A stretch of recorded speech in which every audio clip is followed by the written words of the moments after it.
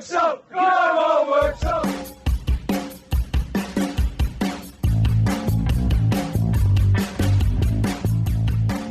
Hello and welcome back to Tiger Talk, the official podcast of Worksop Town Football Club. We're back with episode 19 and we've had a Saturday off. I'm joined by Luke Atherton as always. Luke, how did you spend your weekend?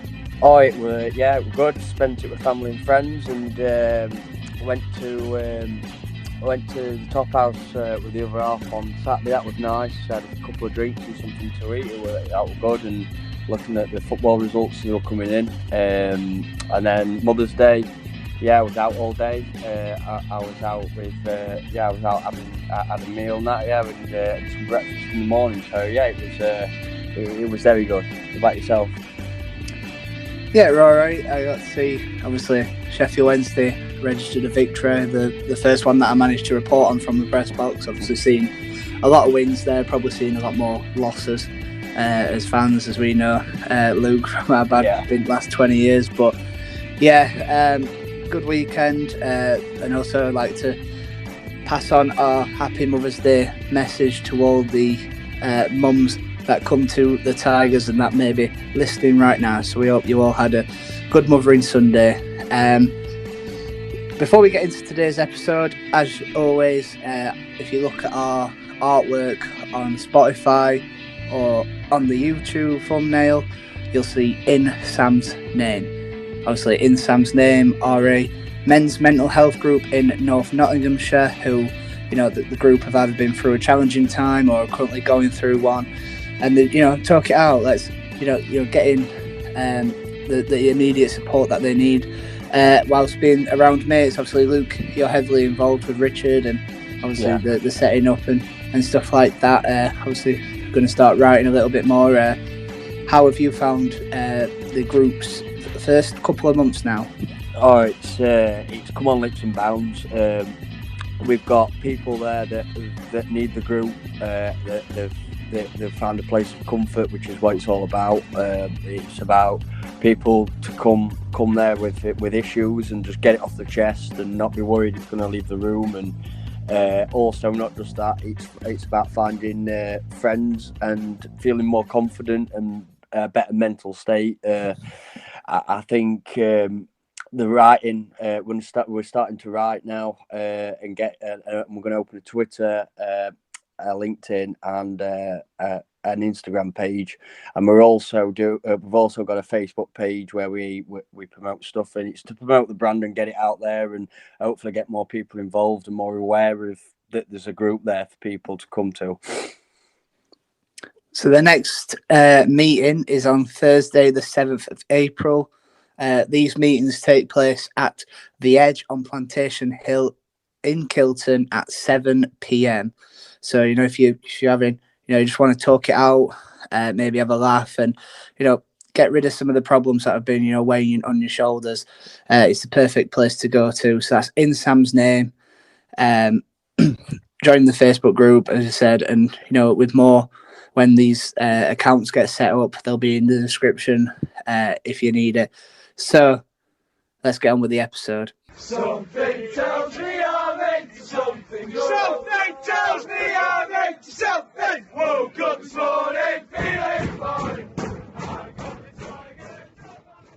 So we've got a triple header in terms of games to review. Unfortunately, not really. They start off, the first one's negative, the second one a bit more of a positive, and the last one, strangely, was a defeat, but probably more positive than the other two.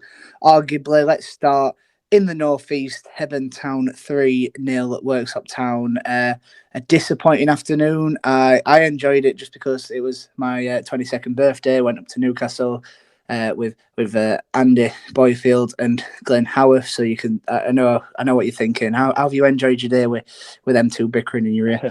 But it was a great day out in Newcastle. Unfortunately, 90 minutes of that wasn't too pleasant. So, Luke, what do you feel went wrong on the afternoon? I just don't. It's like Craig said in the interview. I just don't think we turned up. I don't think we got going. They were more up for it than we were. They were winning everything, from what I remember. we had a chance in the first minute from a corner that came off the line. We missed a penalty when we went 1-0 down, and yeah, it was just a sluggish performance from us. Really, what was your opinion? Well, I thought I'd be aided with the amount of pints of Peroni that I had, and Estrella, which was nice to have in a pub because you don't get that too often. But from what I remember, it felt like we lacked a little bit of urgency. We just didn't seem to fit into the rhythm of it. Even when we had the penalty at 1-0, obviously Liam missed, unfortunately, which seemed to. I think we had a look afterwards. Luke Hinsley has made his whole Twitter account. He's made 3 tweets, and they're all under that penalty miss, which I just thought funny to bring up. But we even with the penalty, if that went in, maybe it would have changed slightly. But it just felt like we were sluggish. It did feel like we had a bit of pressure under us, and sometimes it goes both ways. You either like a long trip up north or wherever you're going sort of brings the side together, or it can make you feel a bit leggy and, like you still aren't coach, and it felt a little bit like that.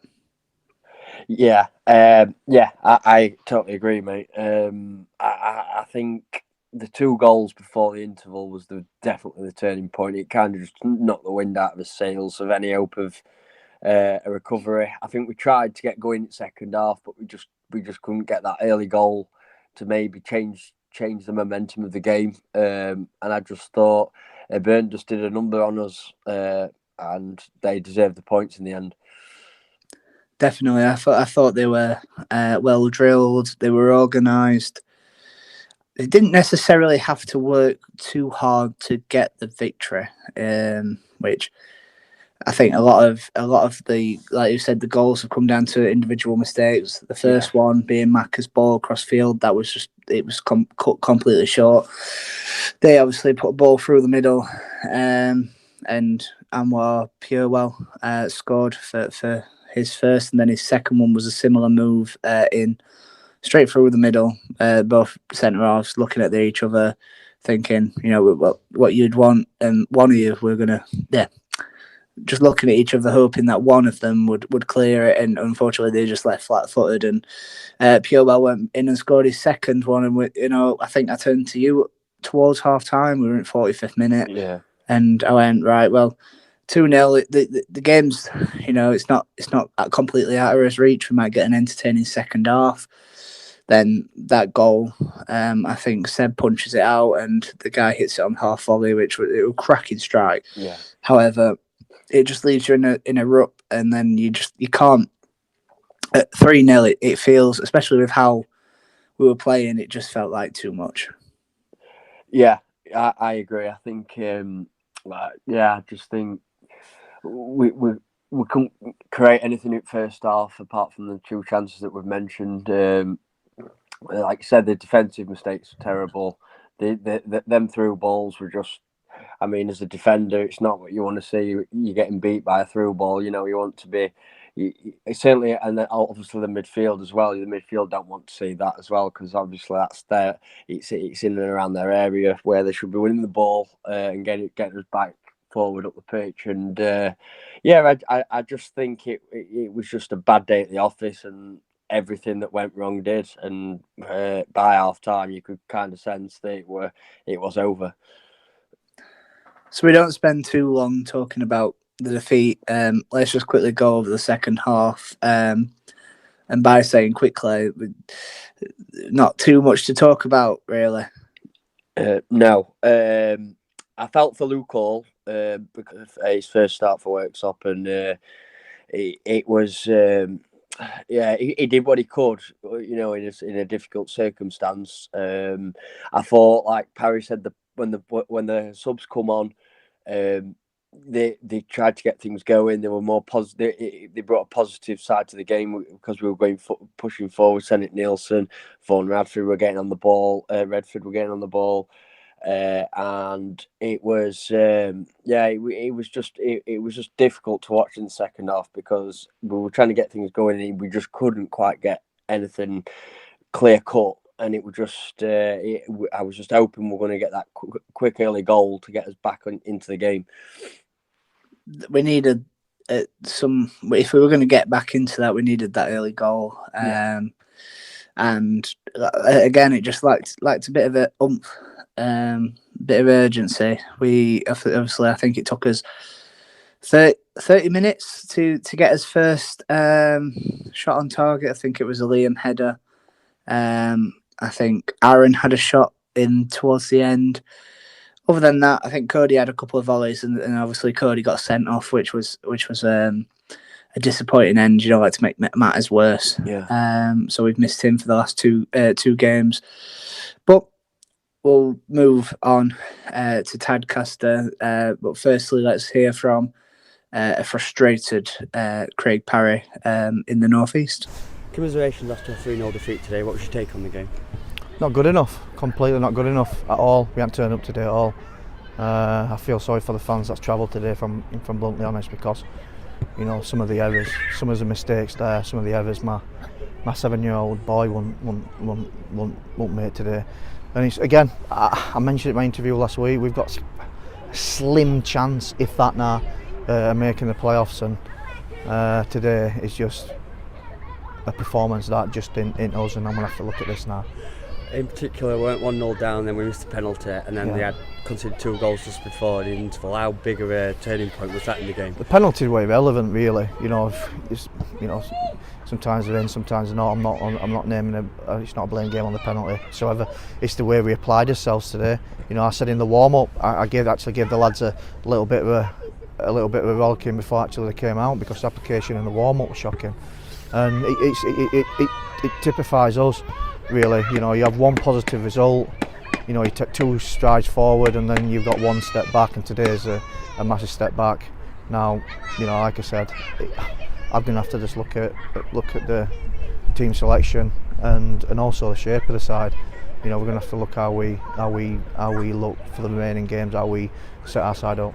And coming out in the second half, would you were looking for a bit more urgency, or was it a case of a burn, just defending well and just putting a number on us? No, taking responsibility and bravery. Being brave on the ball. The one play today that came, well, probably 2 really, I came out with any credit. I thought Vaughan Medford when he came on Vaughan was exactly what you get from him, wanting the ball all over the pitch, and I thought Luke Hall were probably, if not one of the best players on the pitch for both sides, really. Credit to him. He's been patient, coming to the side, and he's put one hell of a performance in. On a different day. He probably could have a couple himself, but no. The second half, I just asked the lads to be brave and take responsibility. You can't, the first half performance, what it was, the 3 goals were shocking. We're busy blaming each other and having a shouting match with each other, and by the time we know it, we're 3-0 down.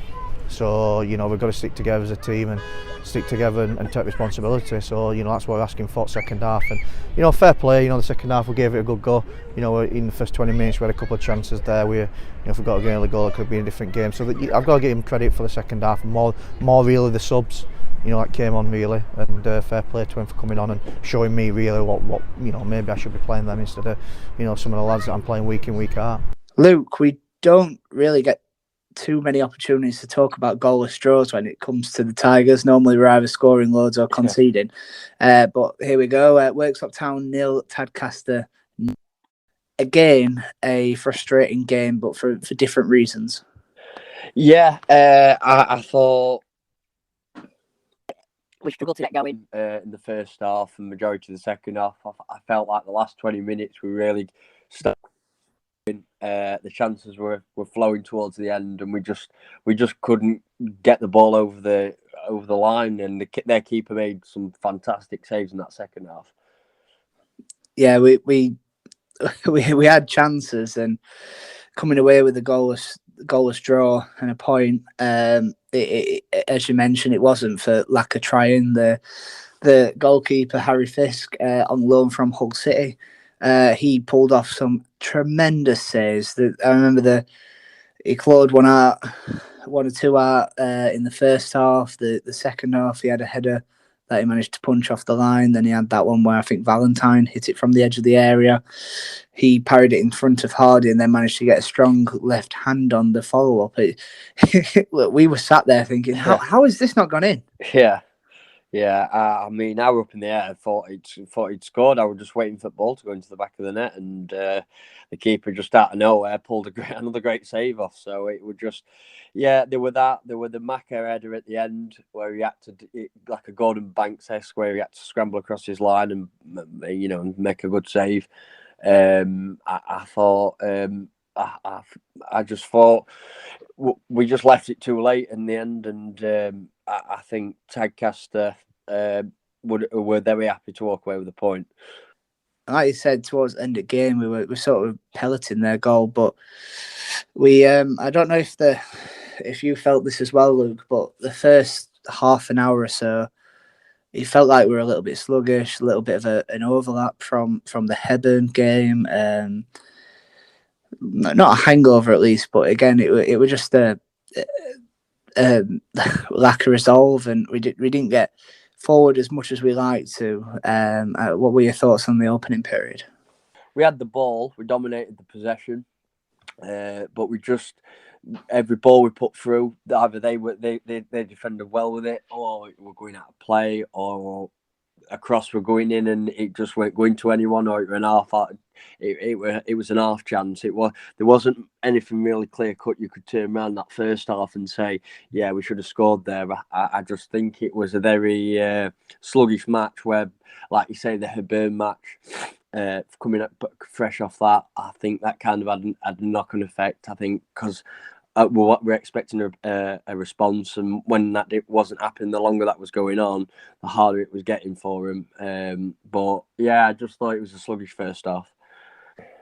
And then into the second half, I thought the start of it was, again, it just felt a little bit monotone and a little bit mundane, and we couldn't create anything. I thought that we kept pushing though, and eventually we got through. I think they were quite resolute.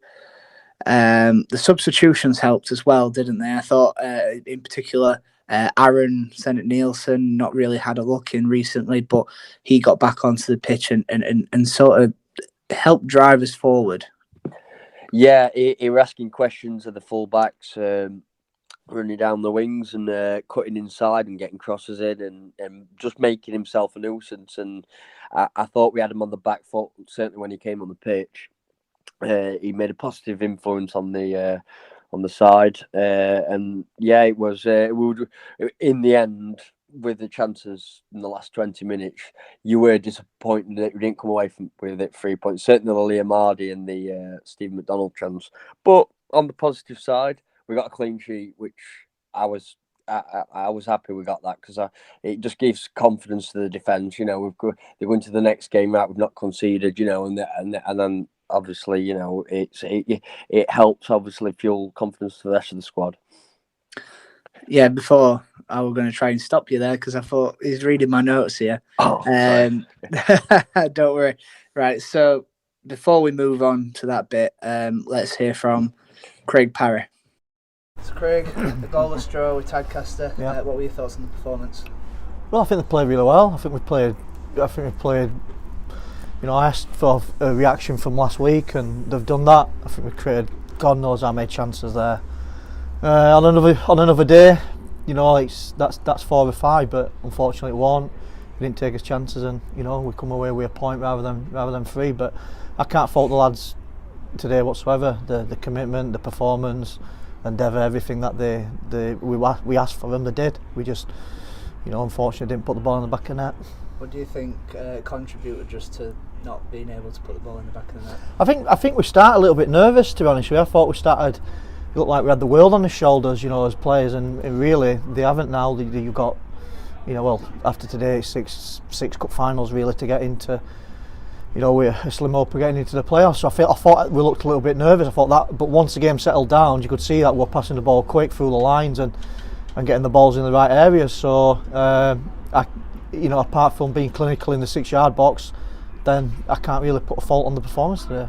Obviously, their keeper made a couple of great saves there, but so did your goalkeeper, Seb. What were your thoughts on his performance, especially first half to the end?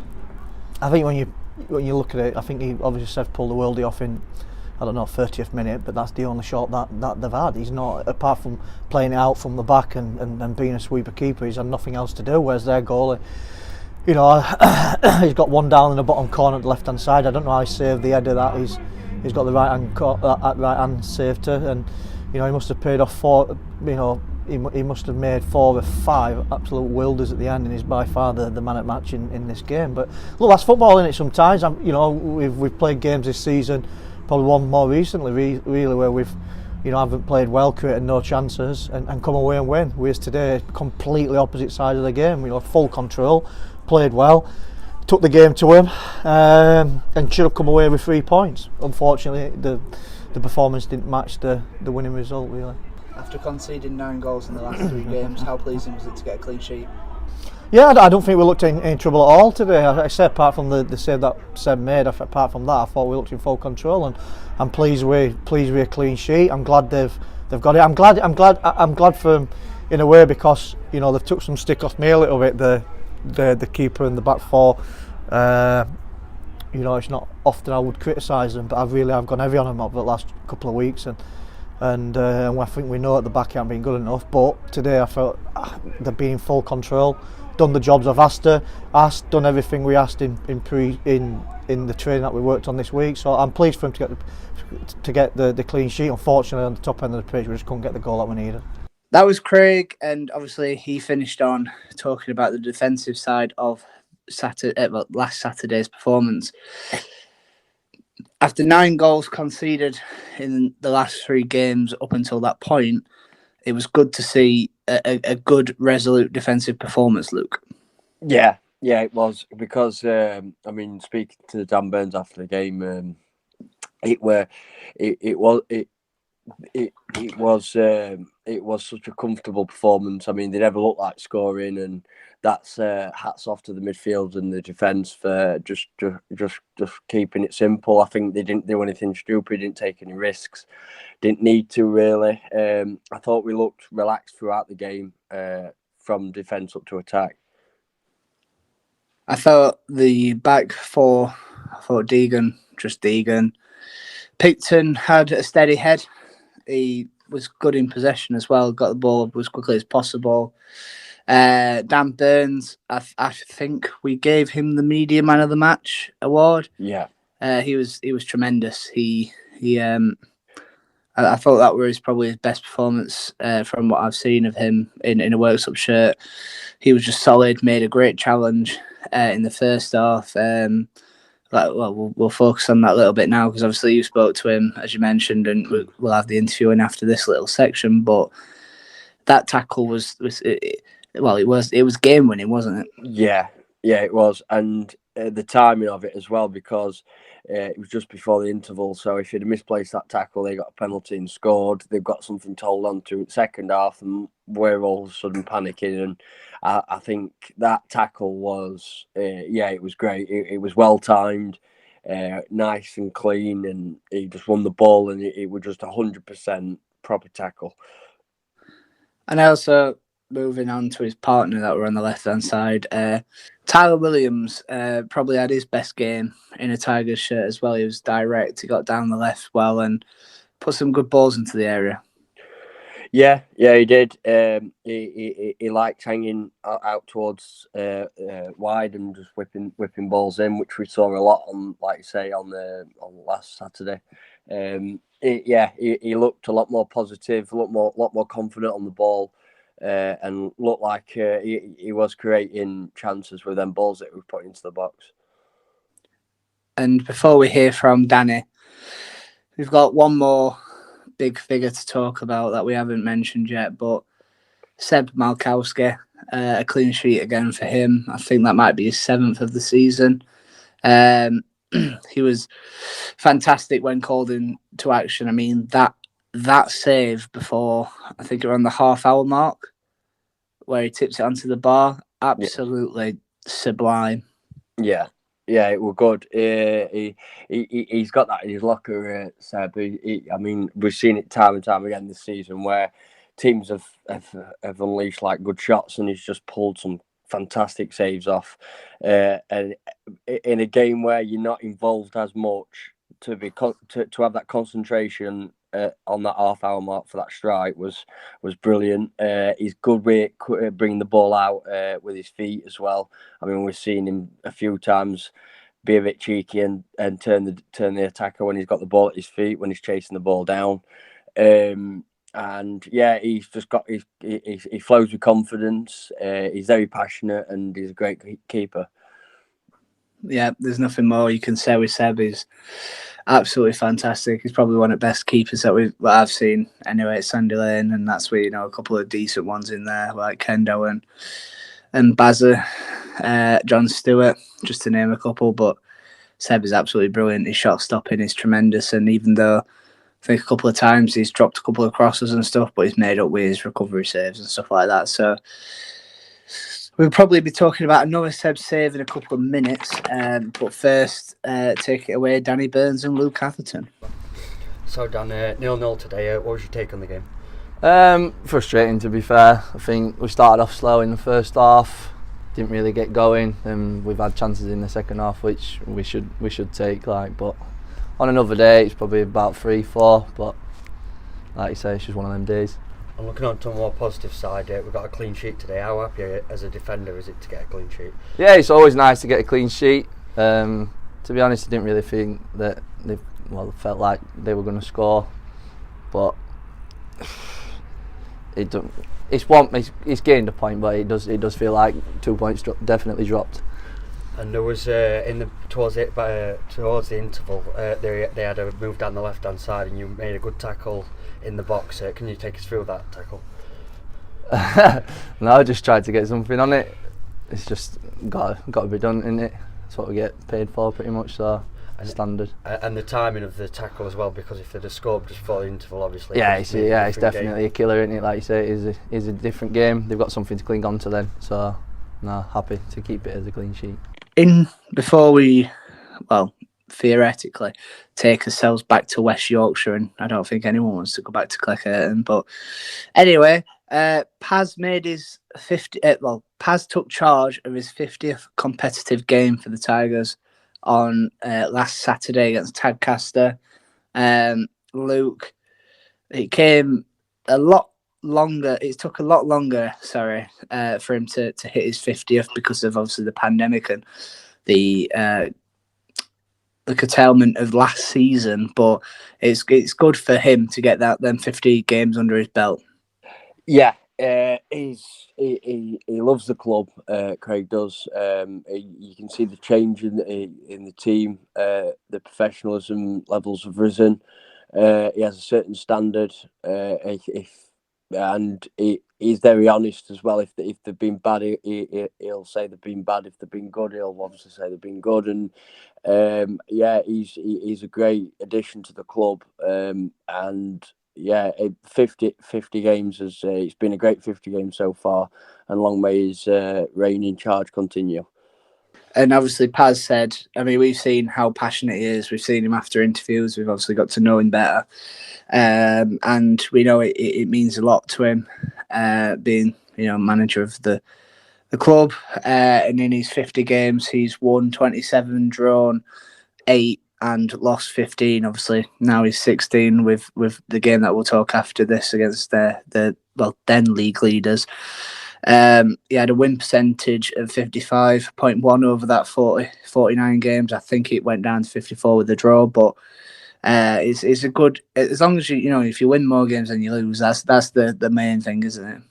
Yeah, exactly. We're now pushing to get out this league, and you can just see the squads that he pulls together and the style of play he plays, which is exciting. It's very attacking. Like you said, like you mentioned earlier in the podcast, it was unusual to have a 0-0 the other week, and he's got a philosophy that seems to be doing really well at Worksop, and hopefully we can progress out this league and onwards with him. I think he's a great manager, and I think we're lucky to have him. As he mentioned, it is kind of like his first season, but mainly because obviously Craig Rouse left with the Ponty contingent that he brought to the club. Half of that's gone back to Ponty, and we're starting to see obviously Craig when at Pontefract he brought instant success. He had back-to-back draws. In his first season at this level, got him in the playoffs. They lost the final to Brighouse, and then the season after they was on the cusp of doing the exact same again and getting into the playoffs. I think they were in the playoffs there, actually. If they won the games in hand, they'd have gone like a point behind either Workington or Warrington that were at top. However, the pandemic hit and then he came to Worksop. So he's had time. He's had to adjust to a new setting. Obviously the pitch is a little bit of a is different. Obviously, we saw with how bad Ponty's were the other week. These players got to get used to it. And obviously, he's still learning. He's still a young manager. He's only had 4 or 5 seasons now. 5, 6 seasons, under his belt. And hopefully, like we've had stuff like we were supposed to be in the Midlands. So we've done a player shopping round there, and then we've been switched into this northeast one. Meaning that, so the Gibbo and Zane were having to travel up from Leicester to play up in Newcastle. So it was long days for them. And obviously now things are starting to settle, and then next season we'll go again. And, end of the day, we're in a cup final as well, Luke. Yeah, exactly. I think the playoffs, it's a long shot, but we can still do it. I mean, if we pull a few wins together, just to make it a bit interesting towards the end of the season. But like you just mentioned, the cup final, I think that's going to be another great day out for Worksop. Hopefully, Craig can write himself into history at Worksop by winning the Sheffield Hallamshire Cup. And I think it's going to be another great Saturday evening, and this time in Doncaster. Paz, obviously, we spoke to Paz after about his first 50 games, and we also asked him about his next 50. And finally, obviously, today marks your 50th competitive game in charge. Probably came a little later than you thought you would have when you first took it charge because of the pandemic. But how did it feel to hit 50 appearances? Yeah, I'm proud to manage this club. I really am. There's some great people in this club, and I feel I'm privileged to be here. Really, so I think. The number for me is just a number, and I hope I can make that into triple figures and be here for a long time, as much as the club want me here, and I hope I can bring success. I know I will bring success here over a period of time. It's not been an easy year. This year really kind of my first year really involved really at this club, from a full season perspective. So it's a learning curve, but it's something I'm proud to get up to 50. Managing the club for 50 times, and may this continue, because like I said, the fans are great here, the facility is unbelievable. It's a great club. It's a club that's going one way with unbelievable owner, chairman behind the scenes, the volunteers, the committees, everything that's in place to proper build a football club, and I'm proud to be here and delighted really to get 50 games now underneath my belt, shall I say. Obviously, the playoffs, as you mentioned, we've got a small hope, even though it's still mathematically possible. Yeah. We've got to go until the very end. Cup final on the horizon as well. What are you hoping over these next 50 games? I think this is a club that deserves to be operating and should be operating at a high level. There's no doubt in that. And I think first and foremost I need to concentrate and finish this season off the best we possibly can, and my hope is to get this club into the playoffs every game. We're not scared of anyone. We can give anyone a good game in this league and various things, and then we've got to see where that takes us. Then we're into the cup final, and and I want to try and bring my job is to bring silverware to the club, and I need to ensure that we do that this year in the cup final.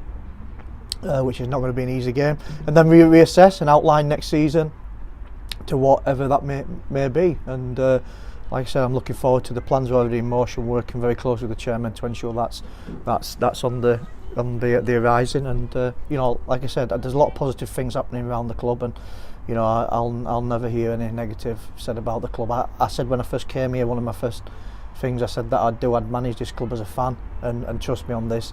You know, anyone that knows me, you know, closely enough, I am one of the fans here now, you know, on this side of things, and I'm fighting hard to ensure that the good times come back to this club and we can get this club back up to where it belongs, and that is in the national level. Finally, Liversedge 1-0 Worksop Town.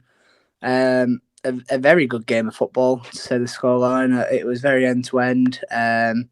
Obviously, Liversedge showed why they are up there towards the top of the league. Luke, what were your thoughts on that? Yeah, I thought we can walk away proud of the performance. I thought we matched him. It was just a bit of quality in one move that was the difference in the two sides. I mean, Liversedge have been at the top all season, and it's the teams have gone there and picked points up. There were a couple of ex-players for them, Connor Smythe and Gav Allett, who played for us, and it was a good game. I mean, I thought we did well. We could have got the equaliser at the end. A bit unlucky, but on another day that would have gone in. The first half, obviously, we said, we got forward. However, I feel like we didn't test as much as we probably hoped to have done. Alas, they just peppered our goal, didn't they? In the first 20-25 minutes, yeah. I think they had a volley that deflected over. Seb made a fantastic save 1-on-1 with Ben Atkinson, and Connor Smythe had a couple of chances. We rode his luck at time, but you know, you've got to, haven't you? Yeah, exactly. I mean, you're going to expect that against teams like them. They're going to dominate a lot of the game. You need to, your concentration's got to be there 90 minutes because they're a good side and they're going to score. They're going to punish you if you're not concentrating. You've also got to ride your luck in these games as well. So some chances, you know.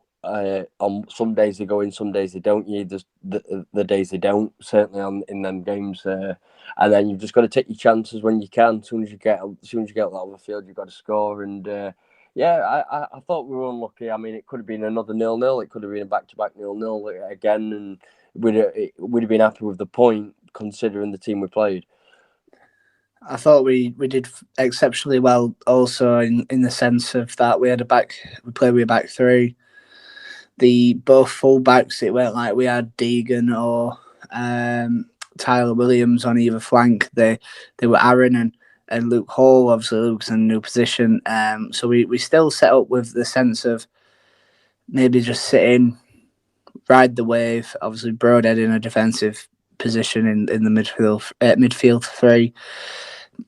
Win with his headers, try and keep it as tight as possible, and then on the counter get forward. And I thought, when we got forward in numbers, it was just they had I think their back four didn't really go forward too often.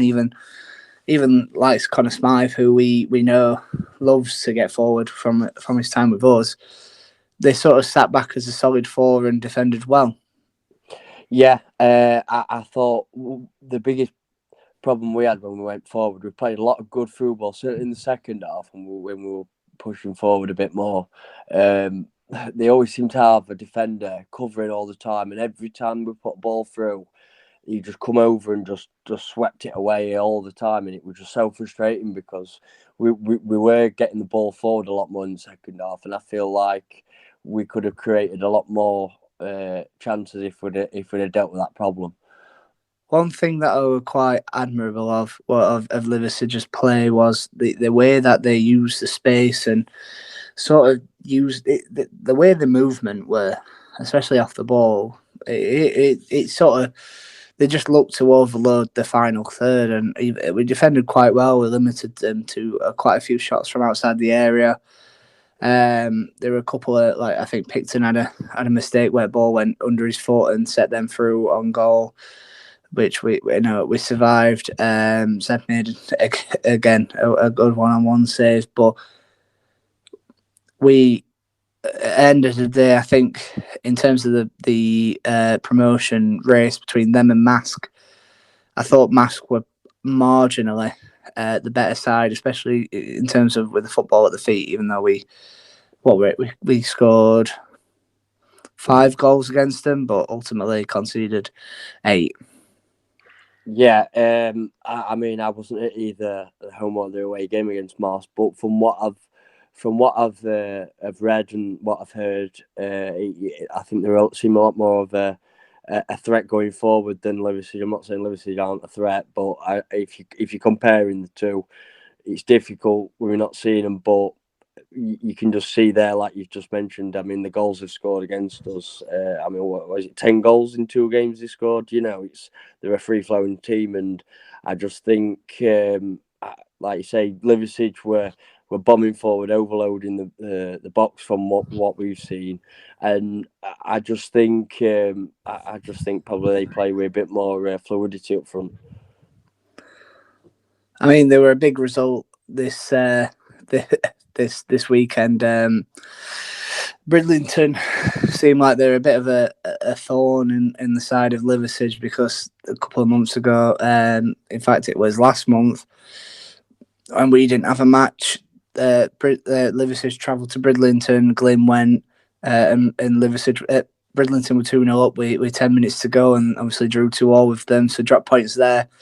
They also dropped points on Saturday to Liversedge, a 1-1 draw, which means that Mask now, on the same number of games played, Mask have a 2-point lead at the top. And the only reason why I'm going more into this, because it's very entertaining, and plus if we get into the playoffs, if we match at 5th place, it could well be one of those two sides that we come up against, especially because Liversedge have got an 18-point gap on 3rd. Yeah, I think it's been them two at the top for most of the season, hasn't it? I think they've kind of like both ran away with it, but then it's fighting. But even though it's the front two, the top two, they're both fighting for the automatic spot. So, like you say, if we could get into the playoffs, I mean, it would be a great story if we could. If we could somehow get to the final, and obviously that's a long time away yet. But I just think it's going to be interesting to see the end of the season, because the league's not over yet. There's still a lot of games to be played, a lot of points to be picked up, and I think there'll be a few sides either looking over the shoulder or trying to build momentum to try and get that late push into the playoffs. Obviously, we're probably going to talk more about that final month in a little while. But let's first of all, let's hear from Craig Parry on his thoughts on the Liversedge game. So, Craig, a narrow defeat to Liversedge FC tonight. What were your thoughts on the initial performance from your side? Well, I don't think we deserve. I think their guys, every normal fan in the thing. I think we're a pretty even game all the way through. It was toe for toe, wasn't it, in certain times. And they just had that final little bit of quality at the right time that nicked the game, really. So that's a difference. There's a difference in it. The quality in when it's needed is there for them, and it won't for us, and that's the difference. I can't fault the lads' attitude, where they've applied themselves, everything in where they've conducted themselves tonight. They gave everything. There's people, we played with, people's put the bodies on the line there. We practically played with 10 men for the last 15 minutes. You've seen there McAfee into a challenge and staying on injured, and it's an hard one to take a minute in time, because I don't think the lads deserve that narrow defeat. I'm not saying that we deserve to come away here and 1-2-3-0. I'm not saying that whatsoever. I'm saying, but we did definitely deserve something out of the game. There was nothing in between both sides, in my opinion. As you mentioned, they had the quality, but your side were just throwing themselves in front of everything. They really gave it for the badge on the shirt. How proud are you for them in that sense? But what were the instruction to do so? Yeah, I think anyone that's been here tonight, I think everyone should be proud. If I see any fan tonight in whatever comments, social media, whatever they play, if they're not proud of the team tonight and where they've conducted themselves and practically put the bodies and everything online for the badge. Coming to, let's be honest, a side that's lost one game all season, and full of bags of quality and good quality as well. They're a good side. I have no doubt they will get promoted either way, via winning it or playoffs. So I think everyone's got to be proud of the players tonight and where they put on it. But we stood here with defeat, and if there's anything that we need a formula to look at where we are, I think tonight is probably that example. We're nearly there, you know what I mean? We created chances there in the second half, going down the hill, you know, but when we needed the quality to unlock the door, we didn't have it. But they had one chance from edge of the box and it zips in the top corner. But that's what you get. A different setup tonight. How successful do you think that was? Yeah, we just wanted a little bit more structure for the lads, really. You know, tonight. You know, we've gone through training sessions recently and looked at 2 systems that we're going to do from now to the end of the season. And we just tonight we decided that this formation would suit playing against this team and where they play. We feel definitely we got that right, especially, you know, not allowing them to run away with the game and dictate it early on, because it put you under a lot of pressure, especially, you know, in you know, they're not just direct, they've got good movement. They've got good movement in there. You can see, you know, you can see the patterns of play and where they play. To be fair, they probably don't get enough credit what they deserve in what I've seen tonight. To be fair to them, so I think they deserve a pat on the back. But I think our system counteracted that, and it allowed us then to push further bodies forward in where they ain't got the bodies, and, you know, we created opportunities, and unfortunately, you know, we weren't good enough to take ours, but they were good enough to take theirs. Nathan Valentine earned a first start for the club. Yeah. What were your thoughts on his performance? Obviously, someone in midfield that was pressing quite high and being that link player. Yeah, I think, you know, he's coming. Nate's coming, and I'm telling you, I've told him he hasn't. You know, I think this season, I think his fitness-wise hasn't been to where he'd want it to be, and he's not sharp. I think for whatever reasons, whatever clubs he's played with this year, he's just not worked out, and, you know, he's lost his way. But I think after now, this is probably his 3rd week in with us, repetition of sessions, you know, a couple of behind door, you know, games. He finally got his start tonight, and I thought he looked good. You know, we just the amount of running he does in box to box and the blade of grass he was covering, you know, he was blown up after 70, 80 minutes, bless him. So I was pleased with performance as much as I was pleased with every single one's performance in there. I cannot criticise any single one of them. They've gave everything, you know, maximum what they've got inside them. You know, the maximum ability they've gave everything they've got inside them. Just wine off. He finished that little segment off with a talk about Nathan Valentine, and seeing as we haven't really talked too much on him apart from his interview against Mask, we've seen a lot more of him now. A couple of cameo appearances, made his first start last week, but again, he, especially on Tuesday night before he blew out of steam a little bit, thought he looked fantastic. Yeah, I thought he played well. Did a good account of himself. I thought he could turn around from the performance on Tuesday and be happy with the shift he put in. It was a good all-round performance from the team, and I don't think there was anyone in particular that can turn away and think, "Oh, I should have performed a bit better." I thought it was a good all-round performance from the side. What I were impressed with Valentine's performance was the way that he was deployed. He was sort of in that box-to-box midfield role, maybe an advanced 8. However, he dropped in deep. It was a scrappy game in the middle of the park. He got stuck in. He tried to break at pace, but it wasn't necessarily his link play as such, because when he were on the ball, he was trying to make things happen, late runs into the area, but the way that he was just recycling possession, winning headers. I mean, he's a big, strong lad, and I imagine the more and more games he plays, the fitter he gets, because, you know, that's been a question that's been raised by Paz about his fitness at Ossett. Yeah. With him coming in now and getting under Paz's belt, and so how White he likes to work him, because even I feel tired sometimes after watching some of their sessions, but it'll be good to see more of him. We also talked a little bit more about the defensive 3, but I thought we highlighted the defensive 3, but we didn't really get into too much detail about them. Obviously, Adam Watson came back in after being dropped for the Tadcaster game. You spoke to him afterwards, but overall as a defensive three, with Pico, Burnsy and Watto in there, how did you find the defensive performance on Tuesday? Yeah, I thought it was. I thought they defended well. I thought they had a lot thrown at them, a lot of questions asked by Liversedge, and I thought they answered majority of the time brilliantly. Adam Watson was great at the back, like you said, with Burnsy and Jake Picton.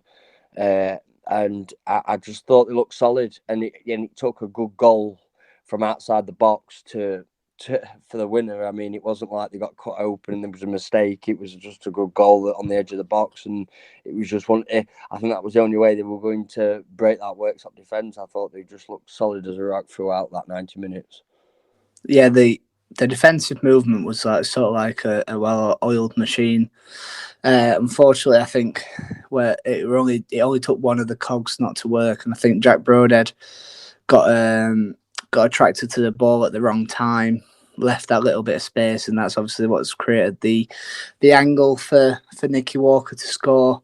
But overall, great, a good performance. One that's sort of encouraging as well, because as Paz said afterwards, and that those quotes will come later on when we talk more about April and March. March and April, I should say. When we're playing against these sides and we're raising this game, and probably that's not the problem. It's the other teams that we were like the two games we've already talked about where we've dropped points. But anyway, let's hear from Adam Watson. So after a 1-0 defeat tonight, what was your take on the game? We're very disappointed today. We've all battled across the pitch, and I thought we deserved something out of the game today. I mean, it's took a worldie, another worldie, to get the goal, and I mean, I thought we weathered the storm when they give us it first half and the second, and we piled the pressure on. I mean, we should. I say we should. You know, we want to be scoring there towards the end, but. You know, it just didn't come today. It just didn't come. And it looked like another solid display from defence and midfield. How impressed have you been in the last few games in that? Yeah, to be fair, last game we had a clean sheet last game, which, to be fair, you know, we should have won the game, as we all know. But it was a good clean sheet, and to be fair, I thought we were on our way to another clean sheet again today. I thought we defended quality. I think it's the best we've defended all season, to be honest, against a team that just, you know, they put it on you constant, and I thought we dealt with everything that they give us, apart from the worldie that they've scored, which is, it's disappointing. It's disappointing. And now we've got a break going off for just over a week. It's much needed, and going into a very difficult April. Yeah, it's, you know, it's all the games now are a must win. I mean, what we got, was it 6-7 games left? You know, we've got to get these 3 points on the board, and you know, see if we can push for the playoffs. We're still in touching distance, so you know, it's not too far away. We've just got to dig it out. Between now and the end of the season, what are you looking personally from your performances? To be fair, I felt a bit more like myself tonight. You know, defending, leading out front back. You know, I felt a bit more me, which is what I want to be giving for the last 6 or 7 games. I mean, if we can get clean sheets on that table, then you know, you never know. Playoffs is a good, you know, it's a good chance. Another player that we've been impressed with and we wanted to bring up, and I know me and you talked to him for about half an hour after his interview. He was a great lad to chat about, and it'd be nice to get him on podcast for a longer winded episode. But Luke Hall started his 3rd consecutive game, and it was in fact 3 successive 90 minutes for him. How do you feel like he's developed under our wing? I've been really impressed with him. I thought it's been difficult them 3 games that he's played, because he hasn't been as dominant as we have been in other games throughout the season. We're getting on the ball when he can. He'll try and create something. He's tricky. He'll weave in and out of defenders. He played in an unfamiliar role on Tuesday night, but said he enjoyed it, said he learnt it within 10-15 minutes. he picked it up and got familiar to the position he was in, more of a defensive wing back role. But yeah, I've just thought he with what he's been chucked at since he's been at the club, and I think he's going to be a good player for Worksop in the future.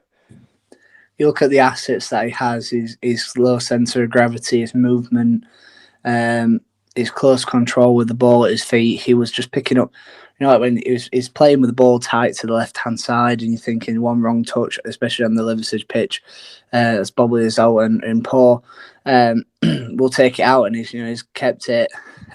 He's just breezing past players, and I think we're yet to see him. And I think from what I've seen when he was at Sheffield SC and now, I think he operates better centrally. Maybe he's one of the midfielders, but with the abundance of midfielders that we've got, he may well find himself adjusting to other positions. I thought, like I said, against Hebburn, he tried to make things happen, but his sort of phases of play were similar. He was trying to cut in, and their left back was having none of it. He was standing up well. They moved him inside, and he got more freedom and tried to make things happen. But again, we just like that little bit of urgency in there, which were the moves that he would, if you're giving 100%, you don't want 40 back, do you? And then against Tadcaster, playing on the right, he was cutting in off the left and getting a couple of shots away. They could barely handle him. And we need to see more of him, but he speaks well, and not to shift it too quickly in the podcast, because obviously we've got a long way up to Sheldon if you're listening to this on the way, and we've got a little bit more time to listen to this. But it's good to see these young players obviously learning under Paz's know-how. We've got likes of Alex, Aaron, Vaughan's still young, Cody's still young. These players around him, there's only one way for him up, and that's up. Yeah, I think these players under Parry's philosophy with that attacking flowing football, I think it'll suit Luke's game. I think it'll suit all the young players coming through. Sennick Nielsen, players like that. And I just think it's going to be interesting to see how far they can progress further. So we'll let Luke Hall and I talk for a little bit longer. Got into a really good conversation with him, I felt, with the post-match. But here's Luke, and then we'll get into last month and next month. Luke, obviously a 1-0 defeat against Liversedge. What were your thoughts on the performance? I thought lads played well. Obviously it's hard, it's one of them games, but we didn't give many chances. They've only really had 2-3 chances maximum all game, and they're a good side, so they're going to take at least one. I thought we sat in the mid block well and made it hard for them to play. They didn't really penetrate us through middle. We forced them wide, but at the same time at other end we didn't create that many chances. We had a few, but none clear cut, and like them ones that aren't clear cut, you've got to make them into goals, and that's why they're at top and we're in and around it, but not quite at the same level yet. Yeah, you mentioned about their quality, just how quick were they at sort of getting forward. They just pushed at pace. Yeah, they break in numbers, don't they? Obviously they've got big lads up front and they've got quick wide players, and they don't just try and lump it and see it up at best. They're structured well, and they know that as soon as big lad gets up, there's people around him and supporting him straight away. And they just rush at you, and they just try and counter attack you, and they're very good defensively. They're hard to get past at back. So listen, that's why they're going to be in next division, top division next year. Obviously it was a different system that we set up with yourself playing at left wing back. How did you find that? Yeah, it's interesting. I'd never played there before. I had to sort of take me 5-10 minutes to sort of get used to it, but I thought it were alright. I don't mind it, but obviously when they're so good out wide as well, you have to be wary, because I've never had to worry about where their winger's going before, so it took a while to get used to, but it's always good to be able to play multiple positions. How would you rate yourself in that position? I don't think it's my strongest position, but I think the more I play there, the more options it gives for Gaffer, and if he wants to play me there, I'm more than happy to, and I reckon I can do a job there whenever he needs me to. But yeah, obviously I'm happy to play wherever he wants. I feel like I'm quite versatile, so I can play a few positions. Mentioning that, obviously playing through the middle, playing on the left, playing further on the left but a bit further back. How good is it to be, show that versatility, especially with the amount of players and the constant rotation? How important is that? Well, it's good. Obviously, that's what I mean. If you've got a player that can play 3 or 4 positions, then he's always naturally going to get more game time than someone that can only really play 1 or 2, because injuries happen, things happen. You might only be a person available that can play in that position, and it's obviously good for a gaffer to have someone who can play 3 or 4 positions. Obviously, now you've completed 90 minutes in 3 straight games. How have you found starting for the Tigers? Good. Found it more comfortable now. Obviously, when you come into a new squad, it's not easy to get to know lads so quick, and obviously I can see why gaffers took 3 or 4 games to slowly build me into it. But hopefully now he's seen what I can do, and that I've only really shown glimpses. Obviously, I don't feel like I'm playing at my best, but he's obviously put trust in me and thinks that I can provide for him. And listen, I just want to play as much as I can. That little settling in period, do you think that's helped you then? Yeah, definitely. Just to get to know lads, get around bunch, see how they play, see what system they play. Still getting minutes, obviously coming off bench, so I don't lose my match sharpness. But I think it's because I'm obviously a young lad as well. If you get put straight into an environment you're not used to, I might end up shying away, and then I could lose my confidence, and that's the last thing you want, really. Obviously, the importance of starting games, and I suppose that gives you a little bit of self-belief as well. Yeah, of course it does. If you're not playing games, naturally, no matter who you are, no matter how good you are, your confidence is slowly going to start to think, question yourself, or do I fit into the team, or am I good enough to play at this level? But it's a tricky one.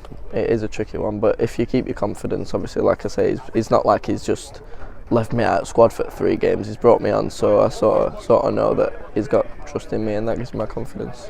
What have you learned so far whilst with the club? Just learnt that, well, when I sort of first came to this level, I thought it might be just a bit more oof it and kick it and all that, but they really do get it down and play, and all the lads can deal with ball, so it's good to know that it's not just big fat lads that are successful in this division. There's a lot of technical players around as well. You just have to find the right team, and obviously our pitch suits it perfect, so hopefully next season make it a fortress and try and get best home record we can.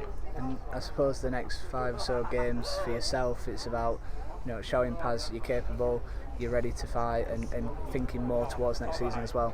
Yeah, we've got nothing to lose now. We've sort of got all pressure off us, as much as we wanted to go and push and be as high as we can, which we still will, but the pressure's not really there now, so we can go and just play with freedom and show what we can do, and sort of takes everything off your shoulders and just lets you go out there and do what you want to do. And also the cup final on the horizon. Yeah. I don't know about whether Sheffield, and you played for Sheffield. Yeah. I don't think I can play in that. But over the next course of the 5 games, what are you personally aiming for? Well, hopefully get my name on the score sheet, and then that might kick me on from there, because obviously 3 starts, no goal yet, but I just feel like once 1 comes, they'll keep coming, and I'll keep providing. But yeah, it's mainly just playing with freedom and showing Paz and everyone else what I can do, and hopefully getting some goals. So Luke, March was a slightly disappointing one. Obviously it started off really well with that 2-1 victory over Pontefract Collieries. Then obviously we had the 3 games we've talked about in this episode. Considering the result, especially on Saturday, it feels like we've put ourselves in a position where we could have been so much better off. Yeah, I think it was a shame from the Hebburn and the Tadcaster game, because we were hoping to try and get maximum points from those 2 games, because obviously with Liversedge in the month, we've got, like you just said, coming ahead, we've got Liversedge again, and but then again, we've also got we can also try and influence the playoffs. I mean, we've got Cleethorpes, who are just above us. We've got Worksop Town, which are just below us, and then we've also got Shildon, like you say, on Saturday. Massive game, absolutely massive game that is. I think we've got, if we can win that, then we've pulled some of them points back that we need off Shildon, which is, I believe, we're 5 points adrift. So then we're only within 2 points of them. So you never know. I mean, it's still, we're still in it, and we've just got to keep that belief and just get into a winning mentality in April. I think the best thing to do now is just to go straight into that Shildon game. Obviously, they've had. It's like we're both going, no, we don't want this 5th place, because it feels like we're just passing it between each other, even though we haven't actually stepped into the playoffs since, I think it was October the last time we might have dropped into there. But they went on a little bit of a. I think they beat Lincoln 2-1 on the 29th of January, but then after that they went four games without scoring. 2 of them ended up in defeats to Pontefract and Liversedge, with Worksop being a goalless draw and Crooktown in the Durham Cup quarterfinals being a 0-0 draw before them losing on penalties. They obviously they turned it around a little bit whilst we picked up them 2 bad results. They went on to be victorious against Hebburn and Tadcaster, funnily enough, before back-to-back defeats against Mask and Worksop. And that Saturday's defeat for them coincided with me waiting for Darren Moore, and everyone turned around when I went, and I saw the score and gave a little cheer, because I'd seen that Worksop had held on after being 2-0 up, and obviously they scored late. But it just threw it back open, and it just gives you that little bit of belief. Obviously, like you mentioned, there's a 5-point gap. We're all on the same games played, apart from Dunstan, who play on Tuesday night. But with their defeat to Cleethorpes, they can't catch us now. It's just fine margins constantly all there. But if we can get that result, as you mentioned, narrow the gap to 2 points, the pressure will be on Shildon. Their final running looks like this. And before I pass it over to you, because no one wants to hear me speaking this long, obviously Shildon play us on Saturday. Then they've got Sheffield FC, Cleethorpes Town, Yorkshire Amateur, and Frickley as their final running. A rather favourable one, should we say, for them, with only Cleethorpes being that test. But if we can match their results and beat them on Saturday, we're in there, aren't we? Yeah, I think because like I say, if we can get all 3 points on Saturday, it knocks it down to 2 points, and then we kick on from there. I think, like you said, Dunstan aren't out of it yet. I mean, they could be. They've still got a half a chance, and I just think it's going to be interesting to the end of the season. And like you mentioned earlier, no one's running away with it.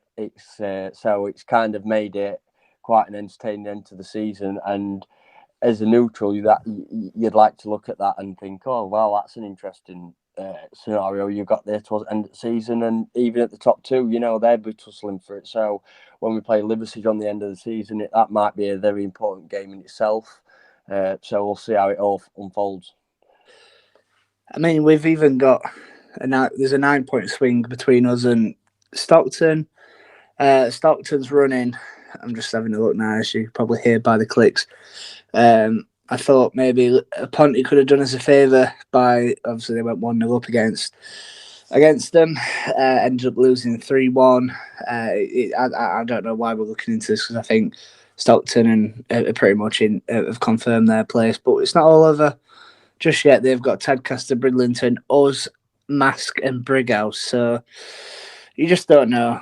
But again, I feel like we said it before, left ourselves a little bit too much work to do, but things are falling in our favour, and it only takes a couple of good results to go our way. We hadn't also talked about our running, which is, I'm not even going to say the teams yet, but we've got 5th, 7th, 4th, 3rd, and 2nd. That obviously Sheldon, Ossett, Stockton, Cleethorpes, and Liversedge is a mighty tough running. Yeah, it's going to be very hard. I mean, like you just mentioned there, we're playing teams in the top half of the league, so we're going to be playing against some real quality footballers, and I think hopefully that, you never know, it could raise his game, and make us play better and get us more up for it instead of being maybe a little bit complacent against a team fighting at the bottom, which can also be bad because they're fighting for they're usually fighting to keep themselves in the league. So I think maybe us going in there with confidence and a winning run, I think it'll not be easy. Cleethorpes away is going to be hard. Stockton at home is not going to be easy, and Ossett away is not going to be. It's going to be a difficult running. But I think Parry will utilise his men to be up and try and get as many points as possible. And we've also said we could take a little bit of confidence into that because of the way that we like to up our game against these sort of sides. Yeah, I mean, you've seen it when we've played teams at the top and they get the ball down and they play football. You can't. It's kind of free flowing kind of games, and you know it can be a cricket score sometimes when it's like that. And it's I think these games in April, I think they're all going to be like that. They're going to be people are going to be trying to bust the gut going forward to get goals. It's the business end of the season, pressure's on, and yeah, I just think it's going to be there's a lot of teams that can make a lot of difference towards now and the end of the season. So before we finalise the podcast, let's hear from Craig Parry for the final time today. Obviously now we've got a little break until our next fixture. Yeah. How will you be using that break? I've given them 7 days off. I think with football, especially this year now, I think with everything, I think it's vital that we reset everything. I think everyone, sometimes, as a group, we can get in, we can train, we can work hard. We do that every time. They're fit, they are a fit team. We have no one in there carrying any weight, anything like that, on that side of things. So I think it's vital when we've been with each other every Tuesday, Thursday, Saturday for a long period of time. Sometimes it can make things worse if we still keep within the group. So I've asked everyone, they're going to have 7 days off on to go with the families, go and get a little holiday if they need to get a little holiday, go and have a little break, recharge the batteries, recharge, not physically, mentally really. I think everyone, even the management team, everyone needs to just recharge everything that they've got inside the bodies and the system, and then we regroup. We're back in then, training in a week's time, and then we go again to try and get 3 points on the road. Obviously that recharge then coincides with a very tough April. Yeah. After today's game and the last couple of results, maybe that playoff is edging a little bit further away, but football's football, and that you can never say never, can't you? Yeah, definitely. Yeah, look, where we sit at the minute in time is, the remit for the chairman to be competitive this year. We were sat in 6th, we still got a slim chance of in there, so we are competitive and we're in a cup final. So I think we can't all be downbeat what it is. It is what it is. I come away from this. Yeah, I'm disappointed with the result because I feel for the guys in there, and I think we should have come away with at least a point. But it's up to us now to dust ourselves down, pick ourselves up, and go again. And we've got a lot of things to still to strive for and be positive over the next so many games. So it's not a case of saying the playoff is a slim. We know there's a slim chance in there, but that creates opportunities. It creates going away to games where we're expected not to pick anything up. There's probably everyone in every single club at the minute in time is saying, right, the top 5 is what it is, and and that's that. So it drives us on a little bit of motivation as well to think, you know what, we can still give it a good go, like tonight. And where we end up, we end up where we end up, and that's that. But we've still got, like I say, a cup final at Professional Stadium to look forward to. You know, we want to bring silverware home to the fans here, and then, you know, we're already planning now ourselves as a management team for next year in what our new objectives are, and, you know, we're looking forward to that. So it's a lot of things still to fight for, and what I would mean by that as well, I think, you know, with the players is that, you know, they ain't no, but in my opinion, at this level, you know, yes, obviously money can certainly dictate certain clubs, but I don't think there's any better club at this level to play your football. I think if you ask, you look to our facility and look what they get, it's a great club to be at, and they've got to now put performances in over the next 6 games and the cup final to prove to me that the name's going to be in the squad list for next year come June period, where we start a rebuild and we go again. And obviously 5 of those fixtures come against teams in the top 5. Obviously we've played Mass twice now. With us, the performance levels against those sides being upped and your side really coming out and giving it a fight, surely that gives a little bit of confidence to them as well. 100%, yeah. We're not in 6th place because of we're not just outside the playoffs and, you know, just short because of the next 4 or 5 games and coming up against all, you know, Stockton, Silsden and the teams in their Cleethorpes. We're not. Them results are going to give us a chance to have a small chance of getting into the playoffs, because obviously you're picking points up against each of your side. But we've been sloppy in teams. We are where we are not because of these games, and these games will not dictate where, you know, in any form work out why we've ended up here, why we are 6th, why are we nearly there.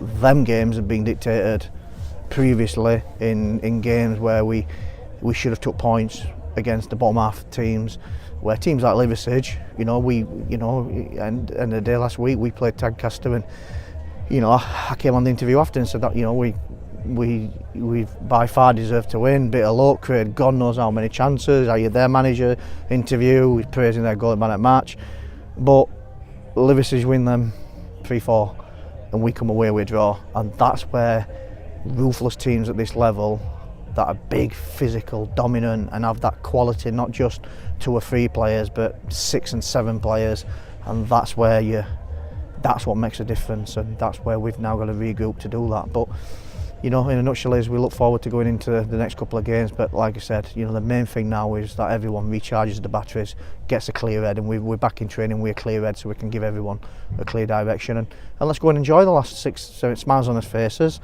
You know, let's go and enjoy it. So episode 19 has it's been completed. Luke, how did you find today's episode? I think it's been good. We've had a lot of content. It's just a shame we couldn't report on a win, but it's just one of those things, isn't it? But yeah, it was good to talk about Luke and other additions to the squad, and yeah, and obviously talking about April and what's coming up, and hopefully it's an exciting month for us. And yeah, I think it's been a great episode. What do you think? Yeah, definitely. It's certainly going to be an interesting end. Obviously, we're going to hopefully have a nice trip up to the northeast to show them. Then we've got a slightly closer to home trip with Worksop on the horizon in Wakefield, and then we'll obviously come back, preview the Stockton and Cleethorpes game. Might even chuck Liversedge in there for the last 3 games. But thank you for listening. Make sure to follow us on Twitter, follow us, give us a like on Facebook, follow us on Instagram. If you're listening on Spotify, make sure to tap that follow button. Even leave us a review. You know, if you think we're not that boring, then pop us a 5-star rating. Help promote the podcast. Other than that, Luke, if you remember, it's been a while. There's only one way to sign off, isn't there? Up the Tigers. Yes, get in. Didn't forget.